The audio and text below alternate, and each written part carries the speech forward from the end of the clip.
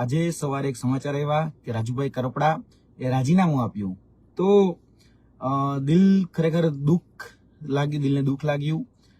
ક્યાંક ને ક્યાંક એવું લાગ્યું કે એક આંદોલનકારી, એક ક્રાંતિકારી અને જે હંમેશા ખેડૂતોનો અવાજ બનતા હોય, પીડિતો, શોષિતો, વંચિતોનો અવાજ બનતા હોય અને એ વ્યક્તિ જ્યારે રાજીનામું આપતા હોય ત્યારે દુઃખ એ અવશ્ય થતું હોય છે. મને પણ થયું. મેં જોવા જઈએ તો મારા અને રાજુભાઈ કરપડાના ઘણા આત્મીયતાના સંબંધો રહ્યા છે.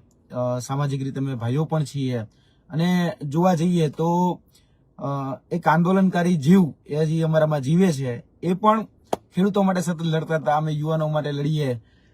અને દુઃખ એ વાતનું થયું કે હવે ખેડૂતોનો અવાજ કોણ બનશે?